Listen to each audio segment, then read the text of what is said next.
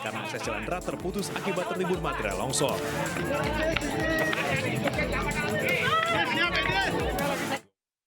Meninggal dunia, sementara 2 lainnya terluka dan dirawat di rumah sakit. Menurut warga, saat gempa dan longsor terjadi, para korban sedang tidur dan tak sempat menyelamatkan diri. Ya, lumayan jauh, sekitar 500 meteran ada.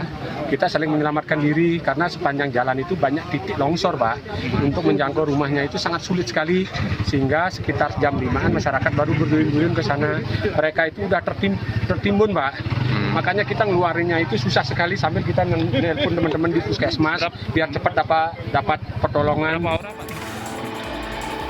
Sementara itu di Karangasem, Bali, dilaporkan seorang warga meninggal dunia, sehingga total 3 warga tewas akibat peristiwa ini. Sebelumnya gempa menguncang wilayah Bali dini hari tadi dengan magnitudo 4,8. Gempa terasa kuat di Kabupaten Karangasem dan Kabupaten Bangli. Gempa juga membuat bukit dan tebing longsor hingga menimbun jalan serta rumah-rumah warga.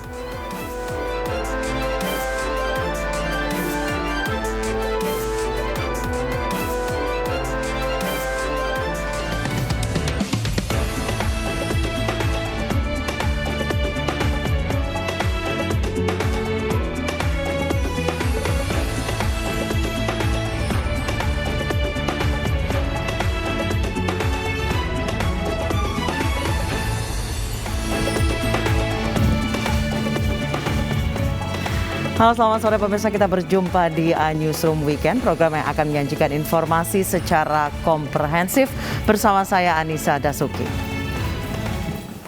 Pemirsa, pasca gempa yang mengguncang 2 kabupaten di Bali, rumah dan tempat ibadah warga hancur.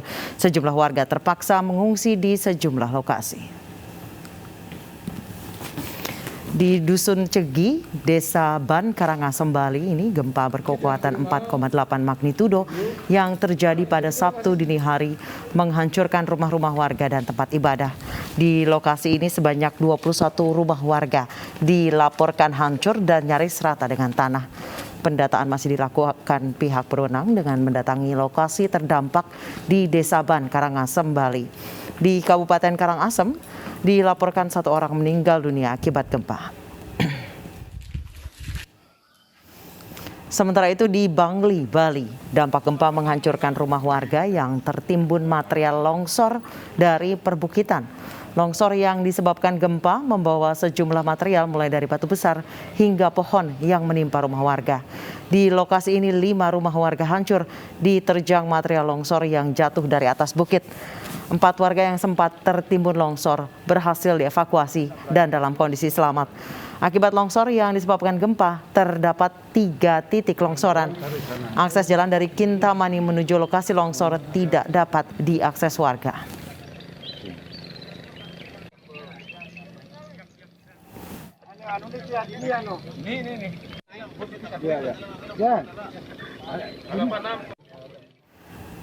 Bagaimana situasi terkini penanganan gempa di Bali? Kita akan bergabung dengan kontributor kami, Ari Wiradharma, yang berada di Bangli, Bali. Selamat malam, Ari. Sejauh ini seperti apa evakuasi rumah-rumah yang rusak di sana?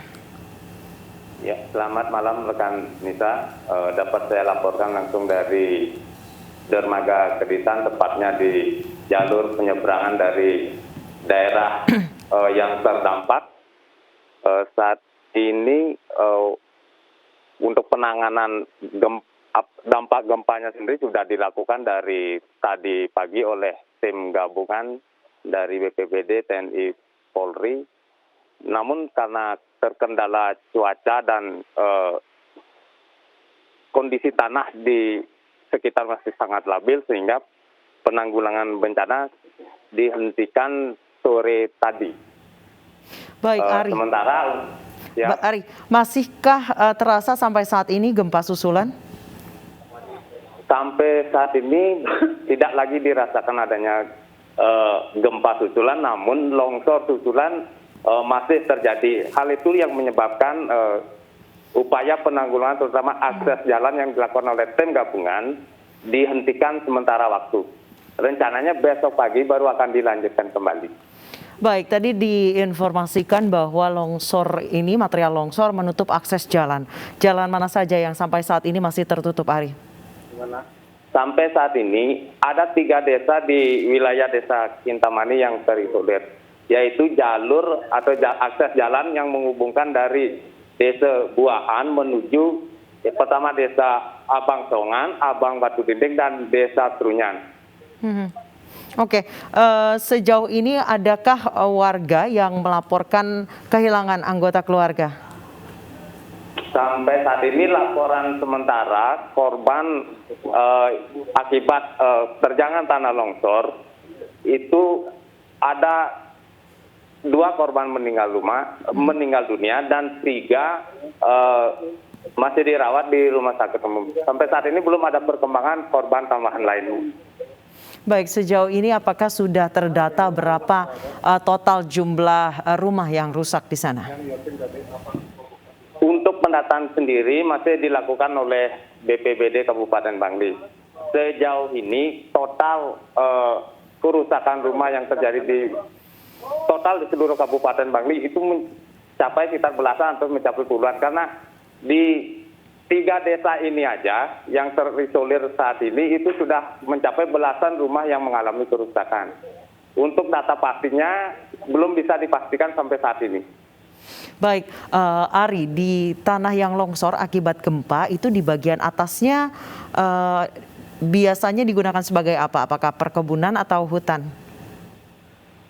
Untuk tanah yang longsor itu merupakan adalah bukit.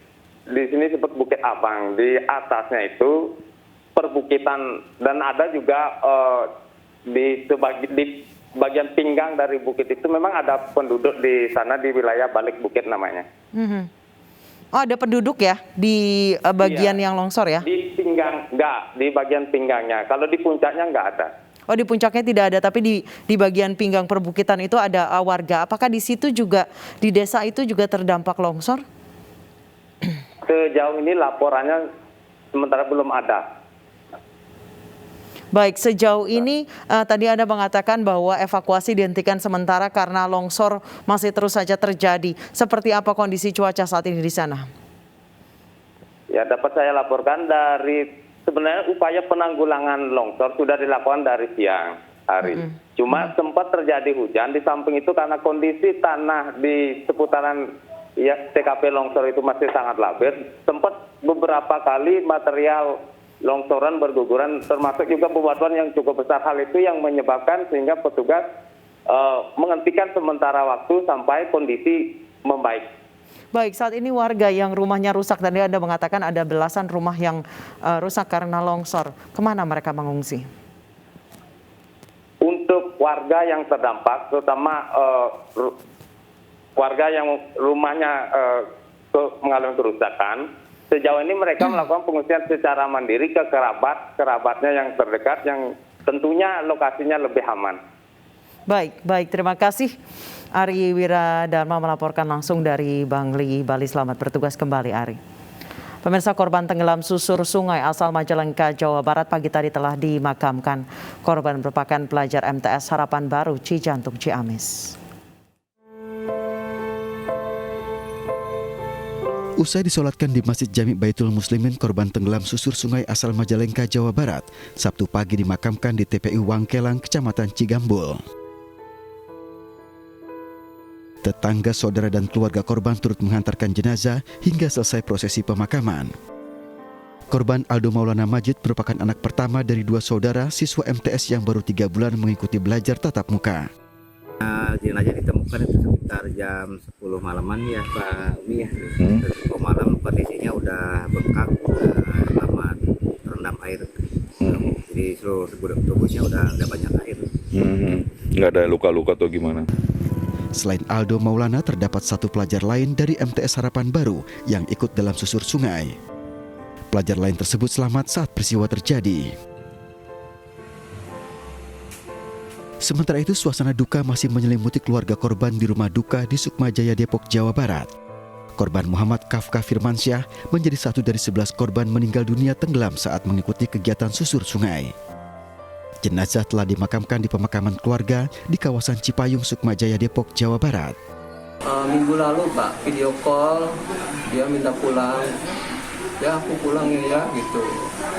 Jadi kita sambut lah, video call sama ibunya, sama kakaknya, satu keluarga semua. Lagi istirahat, kita bangun. Abang kan nggak boleh pulang, gitu. Pulangnya nanti bang, semesteran kan libur.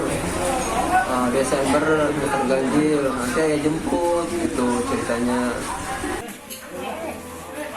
Orang tua korban mengaku baru dapat informasi bahwa anaknya telah berada di rumah sakit dan sudah tak bernyawa dari media sosial. Korban tiba di rumah duka pada Sabtu pagi, diantarkan menggunakan ambulans dari RSUD Ciamis.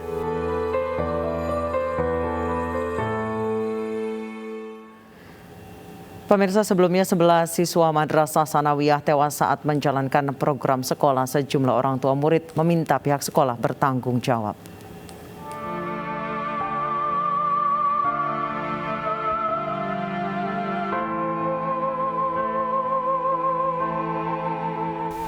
Suasana duka mengiringi pemakaman Hansa Hoirunisa, siswi kelas 7 MTS Harapan Baru Cijantung yang tewas saat kegiatan susur sungai Jumat kemarin. Jenazah Hansa dimakamkan tak jauh dari rumahnya di Desa Cemari, Kecamatan Cikoneng, Ciamis. Jenazah Hansa sebelumnya ditemukan di dasar sungai malam tadi. Di mata keluarga, Hansa merupakan sosok gadis yang ceria. Pihak keluarga pun merasa kehilangan atas kepergian korban. Sementara itu, orang tua salah satu korban meninggal dunia lainnya, Fajri Putra Pratama, mengaku ikhlas atas kepergian buah hatinya. Fajri merupakan anak pertama dari 2 bersaudara. Jenazah Fajri telah divisum dan disolatkan di Masjid Pondok Pesantren Cijantung, Ciamis dini hari tadi. Selanjutnya, jenazah akan dimakamkan di kampung halamannya di Brebes, Jawa Tengah. Ya saya udah ikhlas Pak, soalnya udah takdirnya anak saya. Ya. Memang dari awal mau pondok pesantren di sini sama sekolah. Ya. Tapi ya udah titik tulisnya, udah perjalanan hidupnya sampai meninggal di sini ya saya ikhlas sekeluarga. Ya. Ikhlas semua Pak. Bapak tidak keberatan ya? Tidak keberatan ya. Sebelumnya, ratusan siswa MTS Harapan Baru Cijantung mengikuti kegiatan susur sungai dalam latihan pramuka di Sungai Cileer, Ciamis, Jawa Barat, Jumat siang. Naas, 21 siswa tenggelam dalam kegiatan ini. 10 diantaranya berhasil selamat, sementara 11 lainnya tewas. Kegiatan susur sungai ini diketahui minim peralatan keselamatan. Dari Ciamis, Jawa Barat, Acep Muslim, iNews melaporkan. Pemirsa, sudah ada rekan kami Zeni Johadi di rumah salah satu korban siswa susur sungai di Majalengka, Jawa Barat. Selamat malam Zeni, seperti apa suasana terkini di rumah duka? Selamat malam Anissa. Perlu disampaikan bahwa saya saat ini berada di depan Balai Desa Wangkelang, di mana jarak dari desa ke rumah duka, rumah Aldo itu hanya sebatas 300 meter. Kenapa Balai Desa Wangkelang masih terbuka? Di sini untuk memberikan pelayanan ketika ada saudara ataupun kerabat yang akan melayat ke rumah duka Aldo. Demikian Anissa. Baik, Zeni, apakah Anda sudah berbincang dengan keluarga korban? Apakah memang kegiatan pramuka ini ada izin kepada orang tua siswa? Hasil dari wawancara tadi siang, Ibu Yuli mengakui bahwa kegiatan susur sungai atau kegiatannya memang kegiatan pramuka, tidak ada informasi ataupun izin ke pihak orang tua dari pihak sekolah tersebut. Sehingga dengan adanya kejadian ini, orang tua pun sangat menyesalkan. Kenapa dari awal tidak memberikan informasi sebelumnya? Bahkan sampai saat ini juga pihak sekolah belum mendatangi rumah duka. Anissa. Baik, sampai saat ini belum ada informasi apapun dari pihak sekolah, Zeni? Informasi yang diterima di lokasi rumah duka tadi sore, sampai saat ini belum ada pihak sekolah yang menyambangi rumah duka untuk ikut berduka cita atau bagaimana, Anissa. Baik, sejauh ini apakah dari pihak orang tua akan meminta pertanggungjawaban ataupun menuntut pihak sekolah? Hasil penuturan dengan keluarga Aldo, Ibu Yuli, dengan adanya informasi anaknya salah satu korban meninggal susur sungai di Ciamis, rencananya orang tua akan menuntut untuk minta pertanggungjawaban pihak sekolah. Karena apa? Karena anaknya dimasukkan ke pesantren itu untuk sekolah, bukan untuk menjadi korban meninggal dunia. Anissa. Baik, terima kasih Zeni Johadi melaporkan langsung dari Majalengka, Jawa Barat. Pemirsa, 4 bus rombongan peziarah terlibat kecelakaan beruntun di ruas tol Tangerang Merak. 1 penumpang tewas dan belasan lainnya terluka.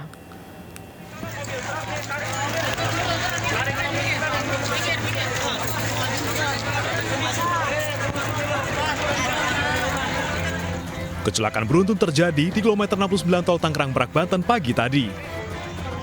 4 bus ini saling bertabrakan saat membawa rombongan peziarah ke wilayah Banten.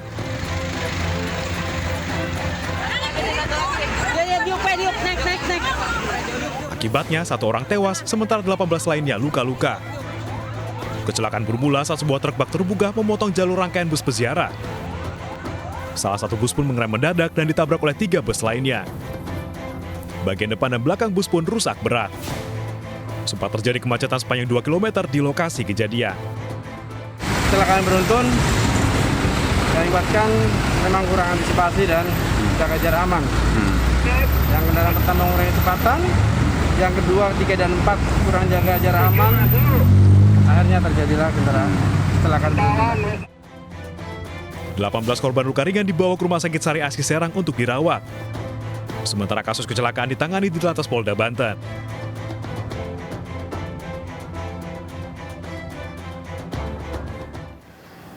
Seorang perempuan di Tangerang, Banten terpaksa memotong cincin pernikahannya menggunakan mesin pemotong gerinda. Dibantu petugas damkar, cincin kawin yang melingkar di jari manisnya berhasil dilepas.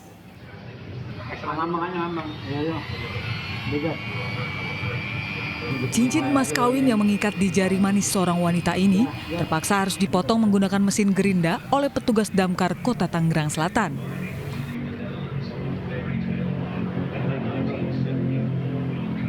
Upaya ini dilakukan karena wanita ini mengaku kesakitan. Cincin yang ia pakai dirasa semakin sempit. Menggunakan sendok dan mesin pemotong, petugas memotongnya dengan penuh hati-hati.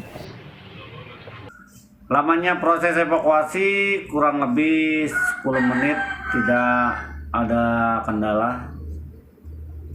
Dan setelah lepas cincin tersebut atau cincin itu lepas, korban mengalami lecet atau iritasi. Diketahui wanita pemilik cincin ini tengah hamil. Setelah berhasil memotong cincin dari jari manisnya, wanita ini pun merasa lega.